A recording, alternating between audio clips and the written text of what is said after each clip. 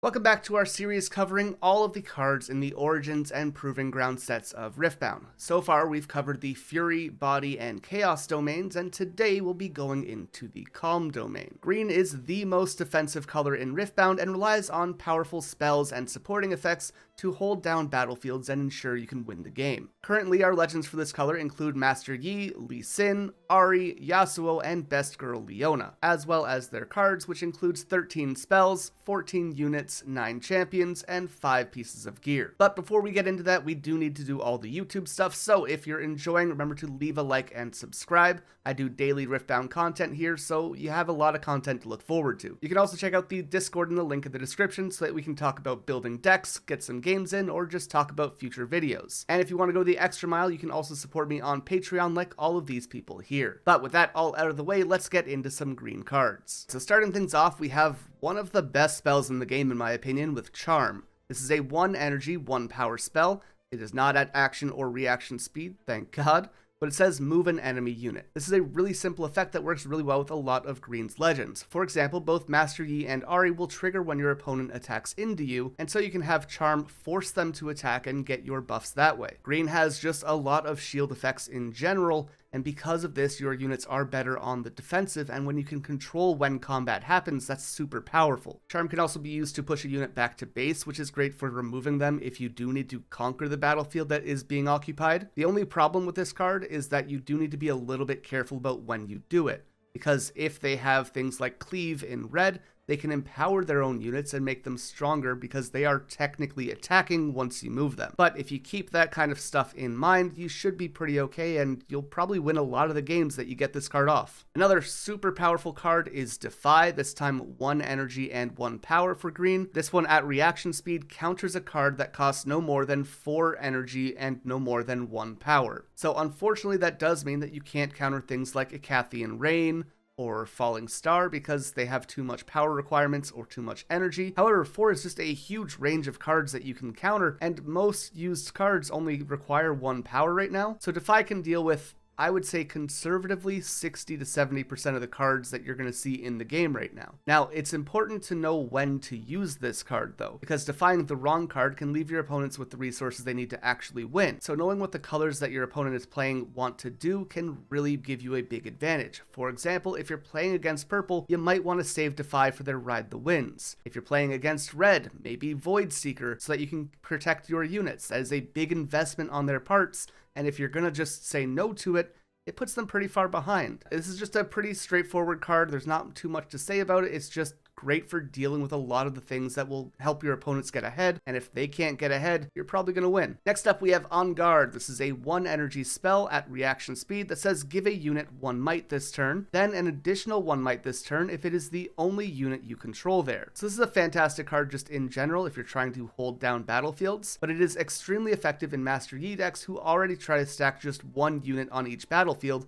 because of Master Yi's legend ability. But really, anytime that you have a unit by itself, this is going to give them 2 points, and that's pretty massive for a 1 energy commitment. And even if you have to use it for just 1, I mean, that's not terrible. When combined in blue, this can be extremely effective if you have Ravenbloom Student on the board because you can get that extra point on top of this. And because of that, it sees play in Ahri as well. If you're playing like a Lee Sin deck and you're trying to make 1 large Lee Sin rather than the many little buff units kind of strategy, this can also be good there. But in general, this is just a very good defensive card if you're playing around this 1 unit on a location kind of game style. Next up, we have a card called Block, which is 2 energy, a hidden card at action speed typically, that says give a unit shield 3 and tank 3 this turn. This forces your opponent to deal combat damage to that unit first and gives them 3 might on the defensive, which is pretty useful. Honestly, this card doesn't see a ton of play, but I think it's extremely strong. It's less useful in decks like Master Yi that only want to have 1 unit on a battlefield because that tank stat is kind of going to waste. But in decks like Ahri or Yasuo, you can use this to defend things like your Sonas or your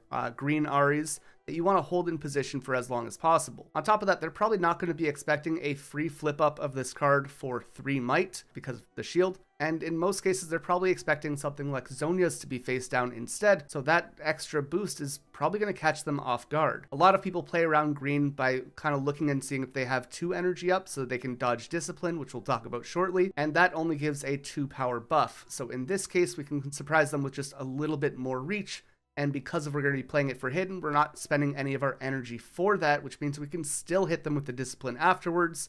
And that's now a 5 power swing. That's pretty good. Now, the obvious downside of this card is that you can't use it offensively, really. Sure, if you're swinging with multiple units, you can give one of them tank and maybe you'll save a unit that way. And like, that's not terrible, but without that 3 shield buff here, that is going to be a bit of a waste of energy. Even so, situationally, that could come up. Next up, we have one of the best cards in green in general. This is Discipline for 2 energy. At reaction speed, give a unit 2 might this turn and draw a card. And the nice thing about the way that the stack works in this game is if you play this to draw into a card, and that card is another discipline or non-guard, you can just play that too, which is why battle tricks like this or Stupefy in blue are really effective because they can draw you into more resources for that battle. There's not much to talk about with Discipline, unfortunately. It's just a really effective card and very cost efficient. 2 energy for 2 might is pretty good.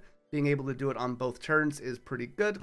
Getting a draw for that cost is even better. And again, if you have cards that trigger off of casting spells like the Ravenbloom student in Ahri, this is just really effective. The other nice part about this card is that it only costs energy, and most of the ones we've talked about in terms of adding stats are kind of in that ballpark. And we'll talk about Sona a little bit later, but she untaps 4 of your energy each turn, and because a lot of these cards only cost energy, she effectively gives you infinite access to them, and it's really strong. On a little bit of a different note, we have Meditation. This is 2 energy, again reaction speed, and says as an additional cost to this, you may exhaust a friendly unit. If you do, draw 2. Otherwise, draw 1. So this is Pot of Greed, which is kind of cool, but it only does so if you're able to exhaust a friendly unit. The nice thing is that because you're playing green, you're probably going to be holding a battlefield, and once you've kind of established yourself on a position, you're often not pulling them back to base almost ever. Because of that, every turn, those units will just be standing ready, and you might as well just tap them for meditation at that point to draw 2 cards. I also like that this can be used at reaction speed, because you don't have to commit to tapping your units on your turn. You can tap them on your opponent's turn, which doesn't make too much of a difference often, but it can keep your turns more consistent and not lock you out of movement. Also, something to consider here is that we have Consult the Past in blue, which draws 2 for 4 energy. So this is obviously a little bit better in that way. However, it is on a hidden spell in that case, which means they can play it for 1 power. But even so, like, you see the difference of draw 2 for tap a unit, or draw 2 for double the energy cost, right? This is just a lot more cost effective, and like even Consult the Past is a pretty good card, so this is just a really good card. Following up, we have a bit of a controversial card. Some people really like it, some people think it is terrible. But this is Rune Prison, 2 energy and a power. At action speed, stun a unit, which means it doesn't deal combat damage for the rest of the turn. So this is a pretty okay card in general, in my opinion. I'm not with the people who say it's terrible.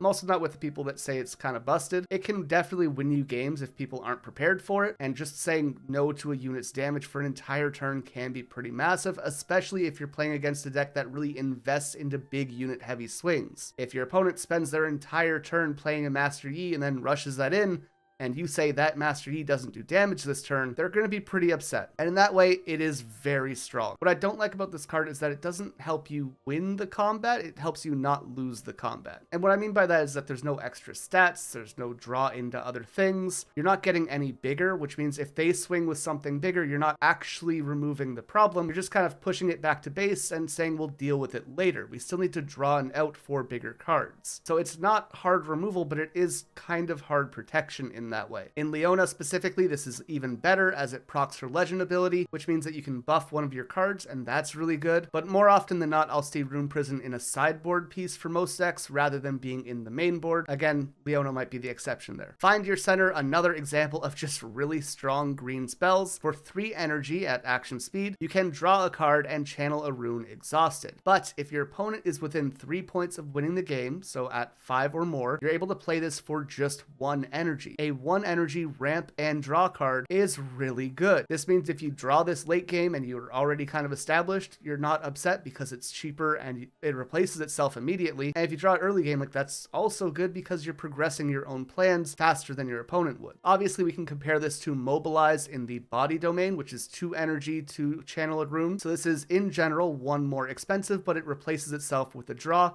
However, again, if it's played late game, you're not upset because you're going to get this at a discounted rate as well. So Mobilize is already a fantastic card, and this is just a better version of that in my opinion. On to Last Stand, a pretty interesting card, a little bit different than what green has to offer in general. This card is 3 energy and a power, and at action speed, you can double a friendly unit's might for the turn and then give it temporary, which means it will die at the beginning of your next beginning phase before you're able to score a point with it. This is a really cool card in dealing with bigger threats, but it also kills your own unit in exchange. I like this card on the defensive as they can swing in and maybe you double a unit's power without them realizing it, kill the attacker pretty easily, and then they've kind of wasted their turn in that way. However, the problem with this is that they'll just target the smaller units of that battlefield at that point, and then the big unit will deal with itself at the start of the next turn, right? So while this could be good for holding a position, it kind of falls a little bit flat there. On the offensive, it's a little bit better probably. You use this big unit to run over one of your opponent's cards, and then hopefully that unit is big enough that they can't conquer it on their own turn, so you kind of get one turn where they can't interact with your board. We'll see this with Sprite Mother sometimes, where the token will hold the battlefield, and the opponent doesn't want to waste resources killing a token,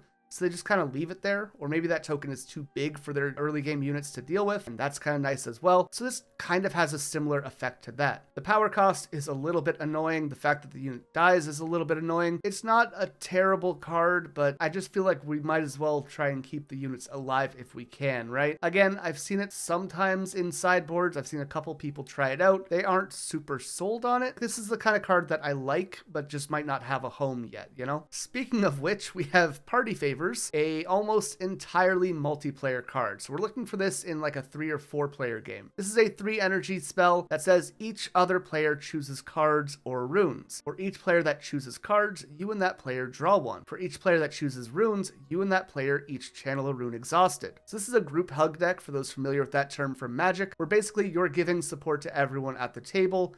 You get a little bit extra, but they go, oh, that guy's pretty nice over there. He gave me cards. I'm not going to attack him this turn. That's kind of the idea behind that archetype, but this is much less effective in a 1v1 where they don't have anyone else to target, and all you've done is given them a rune or a card for 3 energy. But in a 4-player game, this could potentially be 3 energy, draw 3.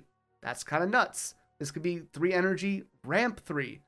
Also kind of nuts. So in 4 players, this card is fantastic. In 1v1, it's possibly one of the worst cards in the game, actually. From there, we have another hidden card with Stand United. This is 3 energy, and at action speed, typically, it can buff a friendly unit, and buffs give an extra 1 might to friendly units for the rest of the turn. So this, if anything, I would probably see it in a Lee Sin deck, maybe Leona, but like I don't think she gives enough buffs for this to really be justified in that. But if you have like 6 or 7 smaller units that all have buffs on the board, this gets very scary. On top of that, this card can stack with itself, which is kind of cool. So if you do have 1 hidden and 1 in hand, now your buffs are giving 3 for the rest of the turn. That can be pretty strong. However, while this is pretty good, I think in general, I'd probably rather use like even block as a hidden card because you're giving 3 just to the 1 unit, and tank is also pretty nice. Whereas this, you really need to be ahead on board and established for it to make a big difference. Giving +1 to all of your units is great if you have a bunch of units with buffs already on the board. But if you're not already established, this card's not going to do much. It's a win more button, and if you need to win more but you're behind, you're not doing anything. You're just losing the game. So yes, this can be a very good card situationally if you're developed, but otherwise I don't particularly like it. It's also, like I said, very niche in very specific decks, because only Lee Sin really makes use of it effectively. Next up, we have Windwall. This is a 3 energy, 2 power card at reaction speed, counter a spell. So this is triple the cost in terms of energy and double the cost in terms of power in comparison to Defy, but there's no limitations on what you can counter here. That can be pretty good. 2 power is a lot, so like this feels very expensive, but again, it can deal with a lot bigger threats. This can stop Time Warp, or a Cathian Rain, or Singularity, or I'm sure other colors have big spells too. I think this card will become more popular once seals and gold tokens become more popular, because the biggest thing holding this one back is that 2 power is a lot to pay, but the effect is really good. It's too expensive right now. When that is more affordable, I'm more than confident this will see play.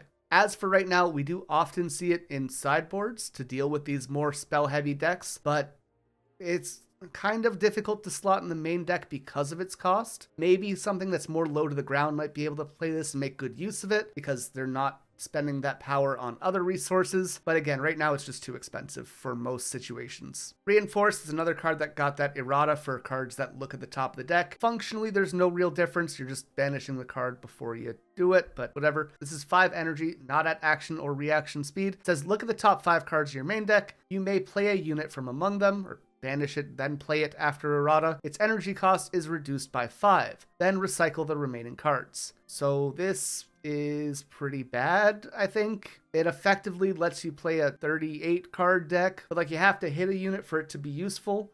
And if you don't, you've just spent 5 energy on literally nothing. You should have enough units that you will, but in most green decks anyways, like the units tend to be like the Poro, Wielder of Water. They're all like in that 2 to 4 cost range anyways, and now we're paying 5 for a discount on those of 5, but like I don't need a 5 cost discount on a 2 cost Poro, you know? On top of that, we still have to pay the power requirements for those cards, so if we don't have the power available for that, or we can't justify spending it right now, then this also does nothing, which feels terrible. Or let's say we're playing this in a deck that has bigger units even, so we do justify that cost. What if we don't have enough energy available to spend the extra on this, right? So we hit Dead Bloom Predator is the only unit we've seen. Now we need to have another 3 energy and 2 power available for this to be able to even play that card. And again, if we don't, we have paid 5 energy to look at the top 5 cards of our deck and do nothing. So I just think this is a pretty bad card in general. Maybe this will see play eventually, but I don't think so at all, really, in this case. I think this could be like an interesting card if it was at action speed. Like your opponent attacks into a battlefield you control, you play this, and then you're like playing a gamble for maybe you find something cool off the top that you can slam onto a battlefield, like a pseudo Shen almost. But it doesn't do that. You can only do it on your own turn, only in an open game state, and there's just no consistency to it. I don't think it's good at all. With that though, we have reached the units, and green has a lot of really cool ones. Starting off with Clockwork Keeper, 2 energy for 2 might, and it says as you play me, you can pay a green power as an additional cost. If you do, draw a card. So early game, you probably don't want to be doing that, but it's at least like a 2 energy, 2 cost unit that you can play on your first turn if you do draw it. The nice part about this card is that if you draw it late game, this isn't a problem. Comparable to other Poros, for example, if it's like turn 10 and I draw a Pouty Poro when I'm playing red, I'm pretty sad because that card doesn't do anything. But if I draw this, I can spend that extra power and then draw into another card, so I'm never just stuck with this card alone. And I think that makes it a lot better in the late game situation than a lot of the other 2 drops we have access to. The other part about that that's nice is that it's an immediate effect. If we're comparing it to cards like Watchful Sentry, which is the blue card, 2 energy, 1 might, and Death Knell draw a card, you can't actually proc that the first turn that the sentry goes down in most cases. You have to wait for your opponent to kill it or crash it on your own turn, and that kind of sucks. Whereas with the Clockwork Keeper, you're able to draw the card immediately if you need it, and I think that makes it infinitely better in most situations. Now this also has more might than the sentry, but again, you have to actually pay the cost to get the draw, so there's a bit of a trade-off there as well. But overall, I think Clockwork Keeper is just a fine card. I think it makes a lot of decks, and it's just a good consistency piece.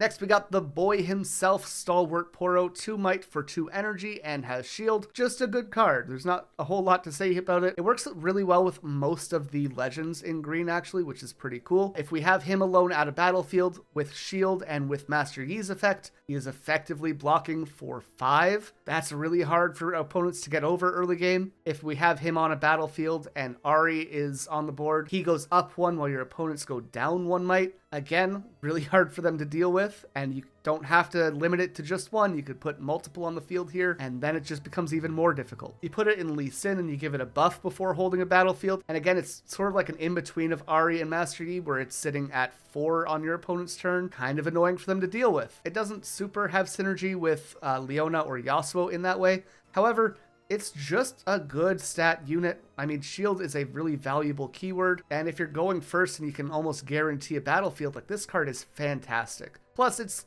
pretty much one of the best 2-drop options in general that green has access to, so it's going to be in just about every green deck as a 3 of. On an extremely similar note, we have Wielder of Water.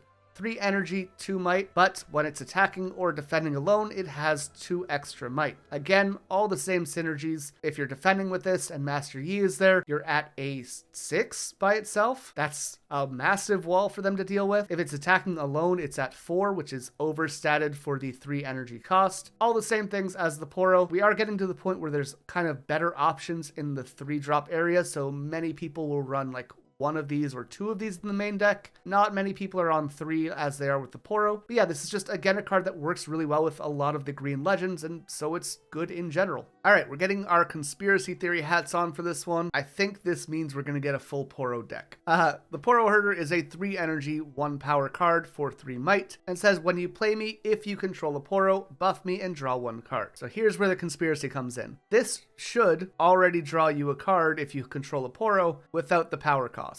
There is no reason that we should have to pay a power to get this draw effect because we already have a condition on it that we have to have a Poro on the board.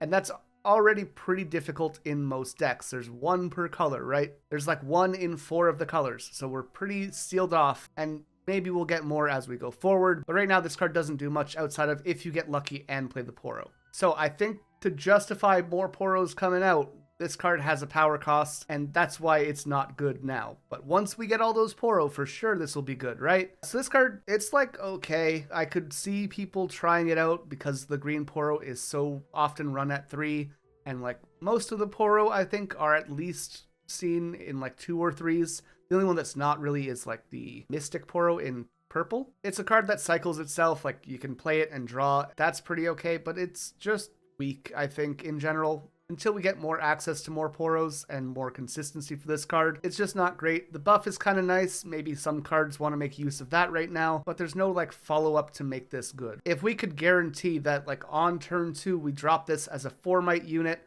and it gets the draw card and you get to draw from it, then yeah, it's okay.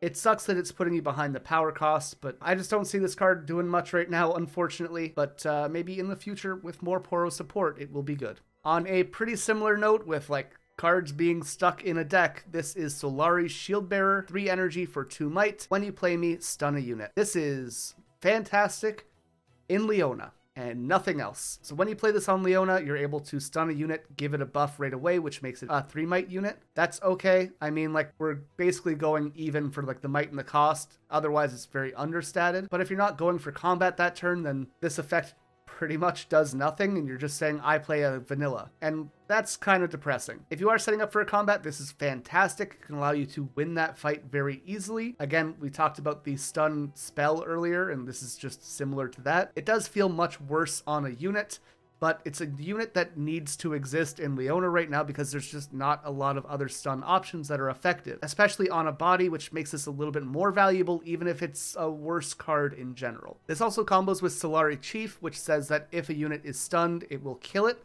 So you can like play this into that, and you have like an 8-drop combo to kill a piece, which is kind of similar to Harness Dragon, which is also run in Leona oftentimes. But you save 1 power in exchange for making it a 2-card combo, so that's something, I guess. This is just a good card in Leona. This is a functional card in Leona. I think we'll get better cards to replace it once we get more stun support, but otherwise it's just not worth running in any other green decks. It's just a Leona card. And at that, it's like a fine one. Sunlit Guardian, though, I love this card. I think this is one of the best 3 drops that green has access to. This is 3 energy for 3 might, but it has both shield and tank. You put this down, it protects all of your units because of tank. This is a 4 might defender, which is pretty good for 3 energy, as we talked about with the Wielder of Water earlier. In most cases, I would say that this is just a better version of Wielder of Water. So they're both 3 energy. Wielder of Water has 2 might, but can get 2 while attacking or defending alone. This starts at the base of 3, but is a 4 defender every time already, regardless of if it's alone or not because of shield. And it has tank, which makes it a little bit better as far as protecting other units. So this really synergizes with having big boards and having units that you want to protect. But again, this still combos with Yi and Ahri. If you put this alone on a Yi board, for example, this is still defending for 6, just like Wielder of Water is, but it has that extra utility of having higher stats in general, so you can attack with people or defend with others. So if it's between the 2 cards, I'm picking Sunlit Guardian every time, and I think that kind of phases out Wielder of Water in most of the decks that I build at the very least. Now, is this a 3-of in every green deck? Probably not. But I think it's just a really strong option that most green decks will be able to use. The only green decks that I think don't really like this are Lee Sin and Master Yi. The problem with this in Master Yi is, while yes, if it's defending alone, it is a 6, but at that point we're not getting any use out of that tank effect, right? Because Master Yi doesn't often have 2 units on one battlefield. So we're kind of wasting an ability here, but outside of that, like, it's not an offensive card in any means. It's still, like I said, very comparable to Wielder of Water. As for Lee Sin, that deck is just super tight with cards that buff or want to be buffed, so there's not really space for this card. Again, this isn't a bad card in that deck because you can still put a buff on it, and it becomes a 5 defender that protects your Lee Sin or your other cards that you want to save. So even there, it's pretty good, but I could understand not having space for it because the deck list is often so tight and constrained with buffing units. As for Ahri and Yasuo, I mean, this protects everything that they want to do. If they have a Sona out, they can't kill that anymore. They can't target your Yasuo or your Kanes directly because you have this guy protecting them. It stops them from killing either Ahri in combat if they're trying to do that. And both of those are extremely important to keep alive, so like that's very good. Yeah, just in general, fantastic 3-drop. Adaptatron, a card I think is going to go up a lot in price soon. This is a 4 energy card for 3 might that says, when I conquer, you can kill a gear. If you do, buff me. So first off, this is a mech, which we've seen is kind of relevant in the next set. Not in these colors, but maybe we'll have more support for mechs in other colors. Who knows? More importantly though, it kills a gear, and with a whole set coming up about gold tokens and equipment, I mean, this is like the answer to all of that, which is kind of cool. So Adaptatron, I think, is going to be very strong in dealing with those equipment and gold-based decks, which is going to be like 2/3 of what we have coming in the Spirit Forge set. Outside of that, though, right now, it's not doing too much. You can use it to like deal with Auroras. You can use it to deal with people who are like putting masks on the field or other seals. It's like okay right now, but because gear isn't super common, or at least beyond like the big blowouts like Dazzling Aurora, you don't really need it in the main deck. If you're putting it in the side deck, sure, like it can be used to tech in against those decks if you see them in game 1, but otherwise it's just not common enough to see gear that you need to remove in most situations. Wizened Elder, a pretty okay card in Lee Sin, pretty okay in Leona sometimes. This is 4 energy for 4 might, and when they're buffed, it gets an additional +1. So this becomes a 4 energy, 6 might unit, kind of similar to Sunlit Guardian or Wielder of Water. Different requirement for this one, but 6 might for 4 is pretty good. We see this on Cruel Patron in yellow, which needs to sacrifice the unit, but comes in as a 4-drop, 6 might unit. And like that's pretty strong and can win you the game. This is fairly comparable, comes in very overstated. You can easily buff it in Lee Sin just by tapping the legend card. And then you have all these support cards in green to kind of keep this alive and really ensure that you're getting the most bang for your buck. Outside of that, like you're not playing this in Master Yi typically because there's not a lot of buff there. You're not playing this in Yasuo. Again, there's no buff there, I don't think. Same thing for Ahri, there's no buff. But like in the decks that can buff it, it's an okay option. We have our standard vanilla unit. This is 5 energy, 5 might. The Playful Phantom has no abilities. Not much to talk about here. You're probably not playing this card because it doesn't do anything. This is a little bit upsetting to me. I really liked this card in Legends of Runeterra. It was like a 3-drop, and then whenever another one of your units died, you would deal 1 damage to the other person's Nexus. So it's like kind of upsetting that there's no death knell effect or like death triggers on this card. That would be a cool tie-in. But as it stands right now, it's just kind of useless. Oh, you could reinforce and then play this for free after paying 5 for it. What a combo. Following that, we have Mage Seeker Warden. This is 6 energy and a power for a 5 might unit, and says, while I'm at a battlefield, your opponent can only play units to their base. So this is annoying for purple players as it stops Sneaky Deckhand, the Misfortune purple card. Psy Scout, I think, is the 6-drop that does that as well. If you're playing against orange, you can stop their Dead Flume Predators from being played onto your battlefields as well. That's it. I think those are all the effects that do that, which is not a lot of coverage, but it's coverage. Those decks all really like those effects, so like against them that's really annoying. The other effect is while I'm at a battlefield, spells and abilities can't ready enemy units and gear. So again, we're stopping a lot of purple. They can't do Ride the Wind to ready their units. Orange also has a lot of readying effects. I think Wallop is one, for example. First Mate is another card that readies a unit when you play him. So those can be pretty good. I think what's more important is Accelerate. I'm not sure about this. Let me know in the comments. But Accelerate is technically an ability, so maybe this stops the Accelerate from letting that unit come in readied. The only thing I'm not clear on is like if that counts as a extra cost. Is it still an ability?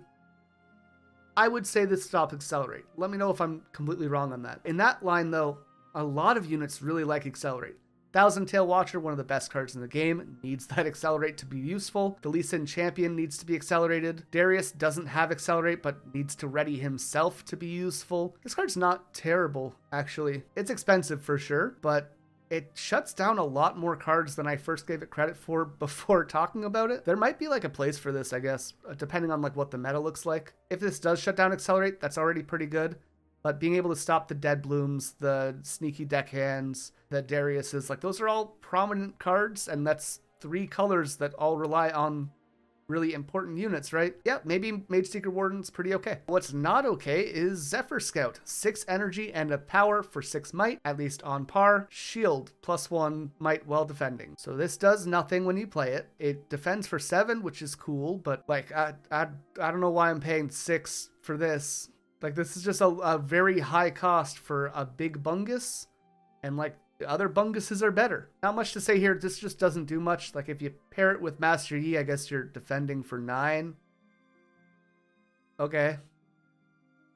I don't know. I don't see the value in this card at all, honestly. Another big bird at 7 energy, 1 power, and 7 might is Eclipse Herald. This says when you stun an enemy unit, you can ready me and give me 1 might this turn. This, I think, is more reasonable. Because Leona has so many stun effects, you can really trigger this pretty easily. Other green decks probably don't want to use this, but like if you have a Leona in your base already, the yellow one, you can swing in with her. When she attacks, she can stun a unit at that battlefield. So even if that battlefield is a push and you can't beat that unit by yourself, the Eclipse Herald in your base is now readied. It's an 8.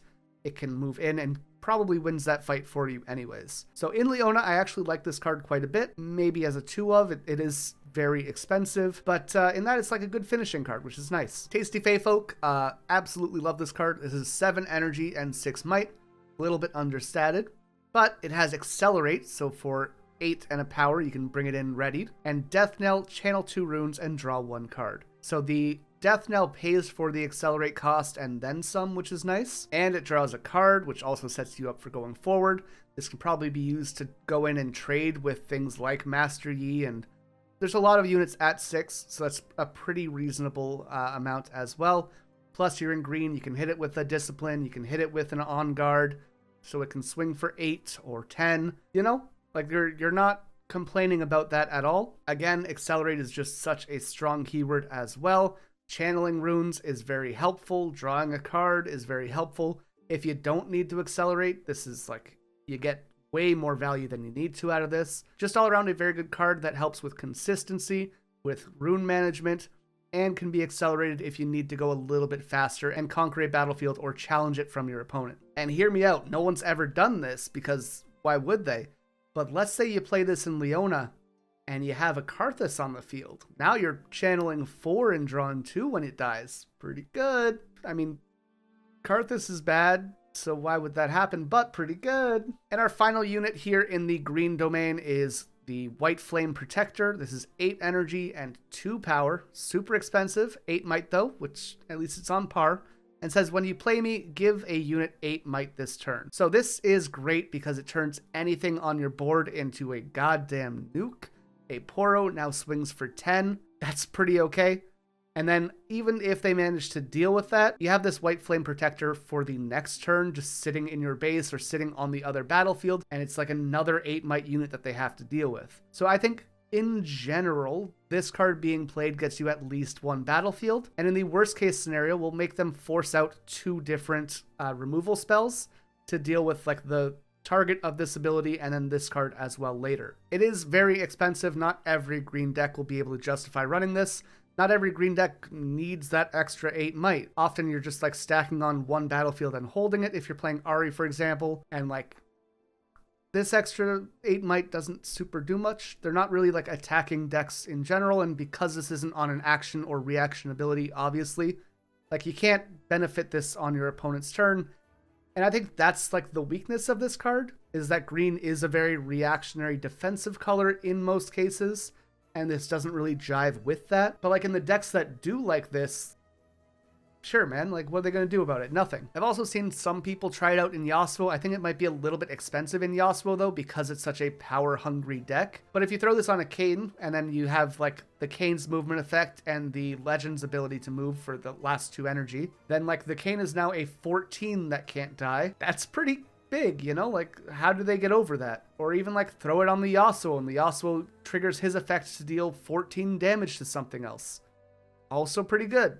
But yeah, I'm not crazy about it in Yasuo. I think it's good in Master Yi sometimes. I don't think it's great in Dazzling Aurora decks. I know people play it, but because Aurora triggers at the end of the turn, this comes out, gives something a buff, and then you can't do anything with that. At that point, I would almost rather play like Mountain Dragon in that deck, because that at least comes out as a 10. And like if we're just playing vanillas, I'll take the extra 2 stats. Overall though, this is a pretty good card.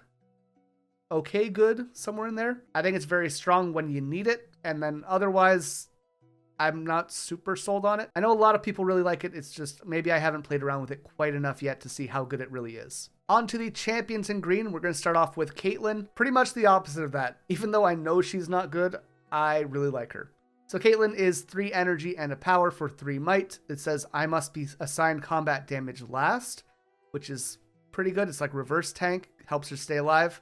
And then you can tap her to deal damage equal to her might to a unit at a battlefield. You can use this ability only when she's at a battlefield. So we need to get her at a battlefield, which is a little bit annoying, because if you have to do the worst case scenario, put her in base, move her forward the next turn, and then 3 turns after that, you can tap her to deal 3 damage to something. That's very slow. But if you already control the battlefield, you can put her on there, and then the next turn, just tap her. Sure, you can pair her with readying effects, and that makes her a little bit better as well. The nice thing is that she pairs with a lot of the green buffing or boosting effects, like Discipline, like On Guard, like all that, and you can effectively snipe things for 5 or 7 damage if you have both of them. That can actually be pretty strong. On top of that, green just has like a lot of tank and shield units that can protect Caitlyn and make sure that she stays alive as long as possible. You have Defy so that they can't target her with spells. Like, there's a lot of ways to keep her alive once she's established, and once she's on board, she's actually pretty okay. It's just getting her on board feels too slow, and a lot of the green decks right now are just such tight deck lists that there's no real room for that spot. But I've done some experimenting with her in Leona and had a lot of fun in that deck. I've played around with her a little bit in Lee Sin and like paired her with like Taric and stuff like that. That's also very fun. It's not good, but it's fun. I think Caitlyn will have some potential in the future. Right now, I just don't think she is as strong as she needs to be to actually see any play. Sona. This is one of my favorite cards in green by far. 4 energy and a power for a 4 might unit that says, while I'm at a battlefield, ready up to 4 friendly runes at the end of your turn. So this is a double effect of the Annie Legend, and like the Annie Legend is pretty good. If Sona is established in a battlefield, there is effectively no getting rid of her. With her 4 energy, you can respond to your opponents with a Defy, a Discipline, and an On Guard without having to limit your actual turn, so you can completely tap yourself out, spend as much energy as you need to on your turn, and then still have all of these resources available on the following turn. That is so good. Pair that in with the Master Yi ability to defend alone, and like she's really hard to kill already. I know Yi doesn't typically play her, but just as an example, put her in Ahri though, and you can pair her with all of Ahri's defensive cards, and she is unkillable in that point. She's really good in the Yasuo deck for all of the reasons that the Annie Legend is good, because purple has so many energy-based movement effects that you can trigger on your opponent's turn. So for example, they have Fight or Flight, or Ride the Wind, or Flash even, can all be used in that deck to keep Sona alive, or to enable other effects like Kayn on your opponent's turn. And that is so goddamn strong. I think Sona is a crazy good card. I just don't think that the legends we have available right now often facilitate her. Not even that. I think that the legends that want to play Sona often aren't the ones that are being played in the meta right now. They're all kind of just in that like tier 2, almost very good kind of range. And in those decks, I think she's really strong. But because those decks are often worse than some of the better decks, Sona feels worse in general as a result. Again, she's very strong. The decks she's in might not be. Another card with the exact same stat line, 4 energy and a power for 4 might, is Taric Protector. This is a shield unit that has tank and gives your other friendly units at that location shield as well. I want to like this card. I think it is so cool and fun. Giving everything on your board shield is pretty okay. This can work pretty well in like Lee Sin or Ahri decks because they want to stack many units on one battlefield, and now they all have shield on top of the Ahri effect or on top of having buffs. And like, that's cool. I think at 4 might, it's fighting for its spot against a lot of other options. For example, Sona in Ahri, or the cards that have haste, or the Wildclaw Shaman or Kinku Monk in orange. 4 cost is a very fought for position in most decks right now. The cards that need to fill it out just kind of need to be busted.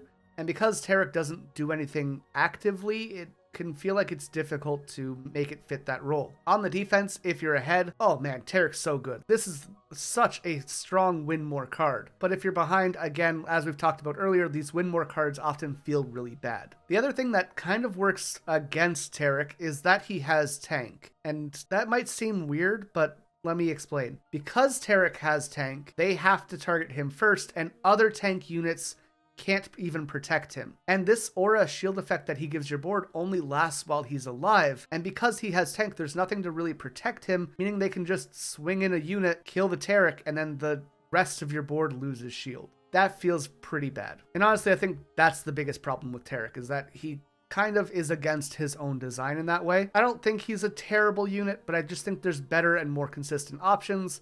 And I think that because he is so win more oriented and has that flaw in his design, it's really holding him back and making it difficult for him to get played. Following Taric, we have the green Ahri, Ahri Alluring, at 5 energy and a power with 4 might. She says that when she holds, you can score 1 point. This is a surprisingly scary ability. There's a couple abilities in the game that allow you to score an extra point, but I think Ahri does it in so much more of an easy way. Because her deck is so defensive, basically you can stack up onto a battlefield and then drop her on whenever you feel confident that your opponent doesn't have an answer. If they haven't been able to get you off a battlefield for 2 turns now, or they've completely dedicated themselves to winning the opposite battlefield, you drop Ahri on the one that you control, and then they immediately need an answer, or you kind of just get ahead with extra points every turn. A lot of times in these like hold-based strategies, we'll kind of get in like races with the opponents, where like, I'm getting a point every turn over here, they're getting a point every turn over there, and just back and forth until someone draws a big blowout, right? Well, Ahri can cheat yourself ahead, getting you the extra point, and suddenly they need to respond to you. And that's difficult to do in a color that has Defy,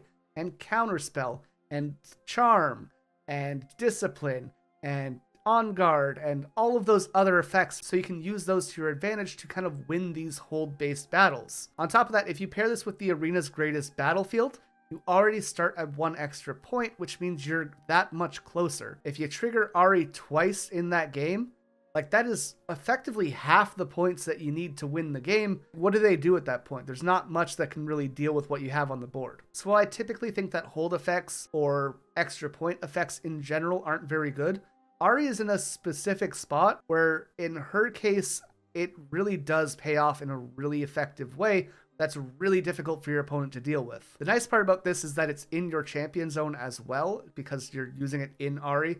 I don't think anyone else really runs her. Maybe they try it out, but probably not. But because it's in the champion zone, you have access to it whenever it just feels right to put it down. You don't have to commit it too early. You don't have to clog your hand up with this expensive card. It's just free use for whatever you need. And if you're in a matchup that you don't like this effect, the other Ahri, the Inquisitive one, is just a really good like aggro and defensive piece who lowers stats whenever she attacks or defends. So like if this card's not doing good in your deck, you just swap it out for something that would. And that flexibility and the lack of need for commitment to this strategy actually helps this card out quite a bit. So while I wasn't sold on Ahri Alluring when I first saw her, this has definitely become a card that I think is way more valuable than I gave it credit for. On to Blitzcrank, 5 energy and a power for a 5 might unit with tank, and when you play him to a battlefield, you can pull an enemy unit to his location. You're just doing the Blitzcrank hook, so I think they did the flavor really well in this card. This is effectively Charm on a body. It is way more expensive, obviously, but it also has tank to protect your other units, so you can kind of force fights to go in your favor very easily with this, actually. I think that when Blitzcrank comes down, it often feels like a blowout moment and can win you the game. It is very expensive. And the other effect that he has is kind of a benefit, but also a huge detriment here. So this says, when I hold, return me to my owner's hand, which means that you play Blitzcrank, you pull a unit in, you kill that unit, and then the next turn you pick up Blitzcrank and you can play him again and do it all over again. And that's like a really cool thing, to have this infinite access to charm. Like, oh man, that's huge. The downside about this is that it doesn't say you may return me to hand. You have to return Blitzcrank, which means that every turn, if you want to keep doing this over and over again, you have to keep paying 5 energy and a power. You're falling behind on resources over and over again. And yes, this can be a piece of removal every turn, but it gets to be very expensive and you're not actually developing your board. You're just kind of fucking with your opponent's board a little bit at a time. So while I think Blitzcrank is pretty okay, I think he also goes against himself a little bit in the same way that Taric does. If this card said you may return me to my owner's hand instead of you have to, I think it'd be a million times better though. Next up, we have one of the starter deck cards. This is Lee Sin Ascetic. 5 energy and a green for 5 might. He has shield, and you can tap him to put a buff on him. But the cool part about this card is that you can have any number of buffs on this unit. So for those who don't know, buffs are something that you can typically only have one of on a unit. It gives them 1 might, and then they can sometimes be spent for different effects depending on the cards you have access to. Lee Sin basically allows himself to get as big as you want, and that's really cool. The problem is that it's completely bait most of the time. If you can get this guy to be like 13 strength, just about no removal spell in the game is going to deal with it. Even a Cathian Rain channeled on this guy all at once is not going to get him off a battlefield, and like that's pretty cool. You have a lot of effects in green and orange that can give him as many buffs as you need. Things like Pit Rookie, Kinku Monk, the Lee Sin Legend, himself. There's a lot of little things that can keep stacking him up pretty quickly, actually. Where the problem is that there's just a bunch of hard removal or bounce effects that will stop this, and you're really putting all of your eggs in one basket. So you've spent 3 turns building up a Lee Sin. He's massive. You're playing against Order? They have Hidden Blade. Oh. Well, he's dead now. They have Vengeance. He's dead now. You're playing against Purple and they rebuke him. He's gone now. Like, there's so many little things that really punish this, like, defend the castle style of deck building, that this card can feel extremely bad to be punished with.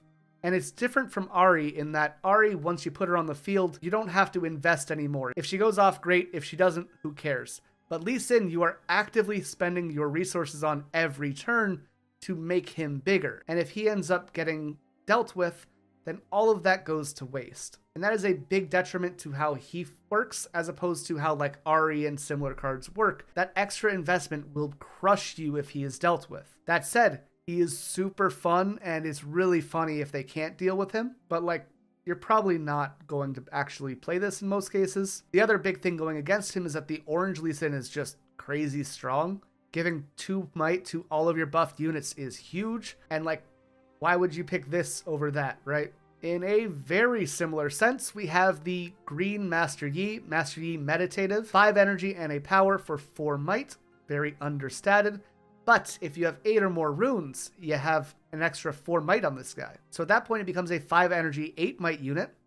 That's more reasonable. That's actually very ahead of stats.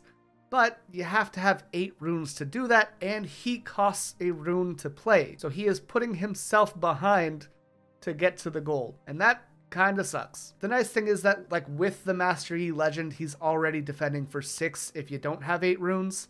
If you do, then he's defending for 10, which is pretty huge. But he doesn't do anything to facilitate his own requirement. He actually works against it because of his power cost. Yes, green has a lot of access to ramp cards, so does orange. But like, the decks that want to run those ramp cards also have a lot of power costs, and it can sometimes be a bit difficult to maintain those 8 runes if you're playing things like Deadbloom Predator or White Flame Protector or whatever else, right? So I don't think this card is terrible because like it can be very strong if it's established. I don't think it's good though at all. And again, kind of similar to the Lee Sin that we just talked about, this Master Yi is just worse than the orange one because the orange one comes in readied and has ganking, and like that's just so much more functional and more immediately impactful. And what's kind of funny about that is that in both cases for the orange and green legends, Lee Sin and Master Yi, the green option is just outshone by the orange option, and this is even funnier because the Lee Sin is outshone by Master Yi, so he doesn't get play either, which is crazy because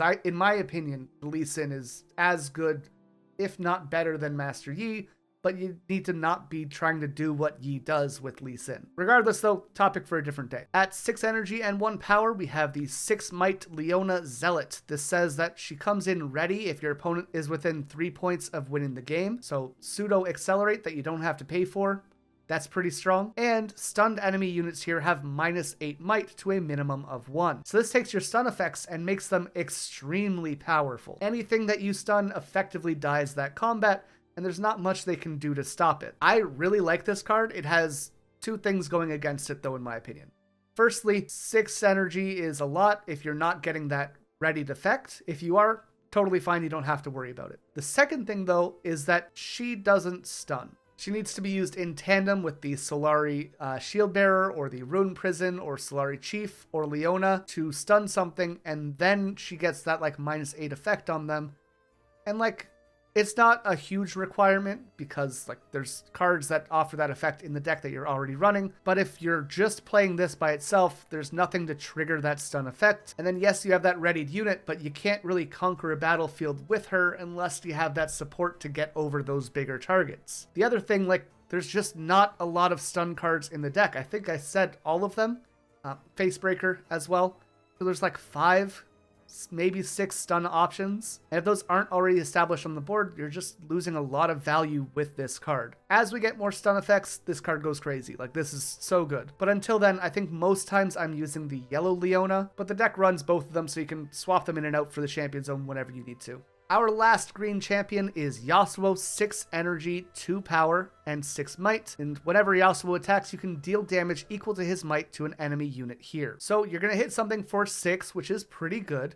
He is effectively immune to the charm spell, because if your opponent pulls him into their location, you get to snipe a card there for 6 damage. That's pretty huge. On top of that, he pairs with his legend really well. You pay the 2 energy, and you can force him forward or back, so that you can get to the other battlefield if you need to. He works well with all of the purple cards, Fight or Flight, Ride the Wind. Anything that lets him move an extra time is just huge. Getting to proc that free 6 damage on an attack is so massive. Obviously, though, there's a pretty glaring downside of this card, and that it is 6 and 2 power. 2 is so much. This card is really strong though, so I understand that, but like that is a lot of power requirement, and like you need the energy in this deck so that you can pay for Kane and Ride the Wind and all those other effects, and like this is just a very power hungry deck, so having a unit that costs 2 is pretty difficult to deal with. Even so, I think Yasuo is like a really strong unit. He's just expensive. Onto our green gear, and we're starting off with the Seal of Focus. So like all the other seals, 0 energy, 1 power, and you can tap it to pay for a power cost. I think of all of these seals right now, green might be one of the worst ones.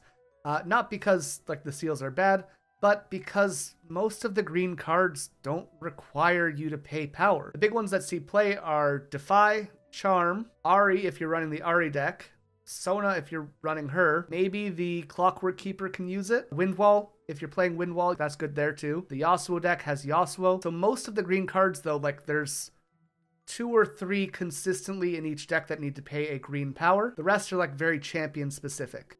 You know, it's just like you don't need to lean that far into paying green that the seal becomes relevant at this point.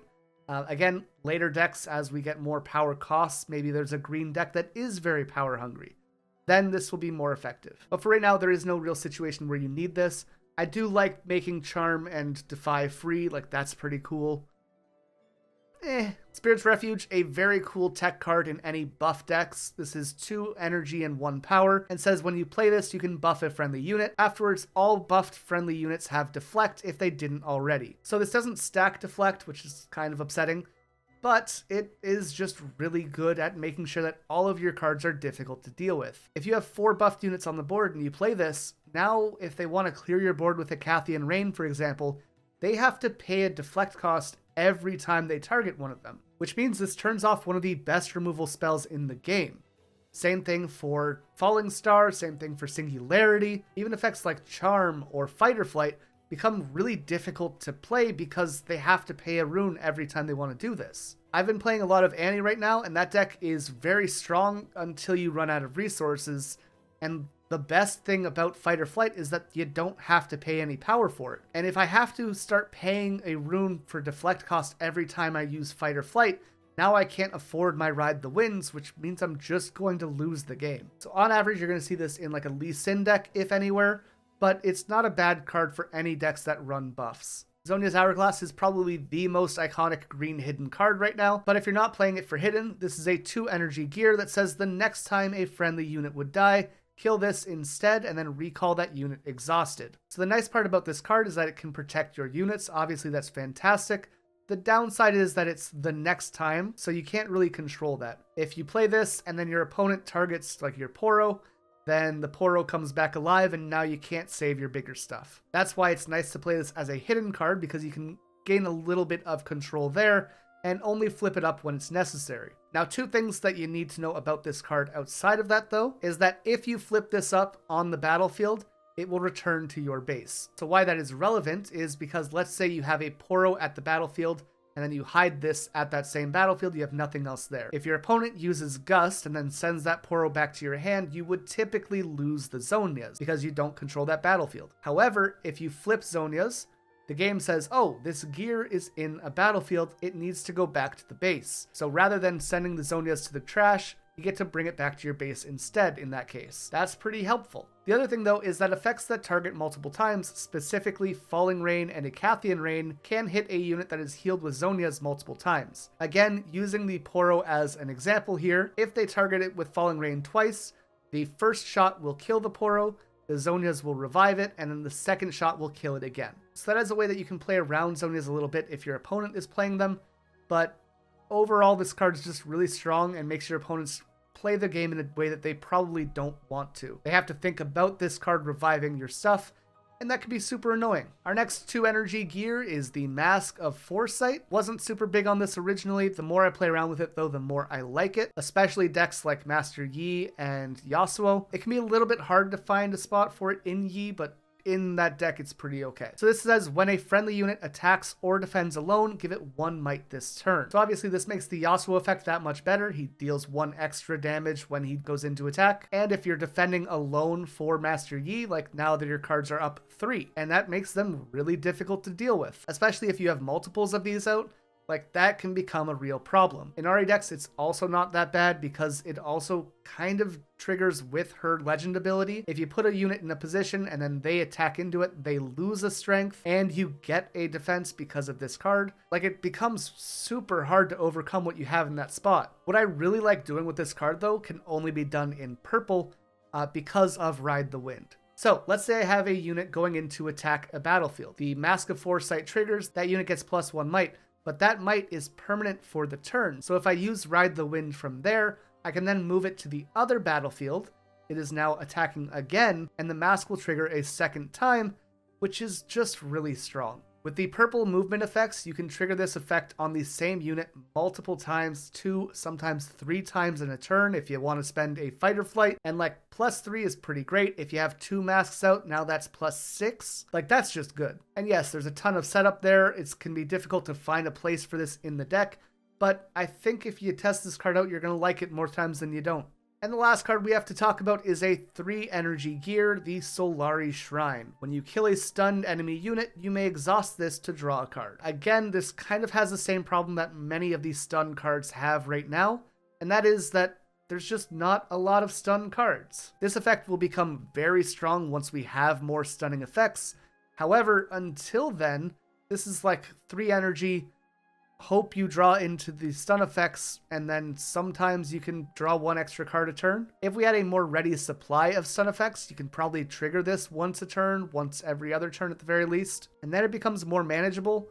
but until then it's a bit too inconsistent in my opinion. The nice part about it is that like this will draw you into more of those stun effects, so that's something, but even then it's just eh. With that though, we have covered all of the green cards in Origins and Proving Grounds. Again, this is a super powerful defensive and supportive color. I like playing with a lot of the cards in this set. I think Sona is probably my favorite of the entire color, but in general, there's just so many fun things you can do with this domain that make it really frustrating for your opponents to play the game. Let me know your favorite calm cards in the game right now, what decks you've been playing with them. But with all that being said, I'm going to end things here. If you enjoyed, remember to leave a like and subscribe. Again, join the Discord so you can play some games and talk about Riftbound, or you can support me over on Patreon like all the people on screen now. If you haven't checked out my videos on the Fury, Body, or Chaos domains, you can check those out in the end screen. But for now, that is everything, and I will see you in the next one.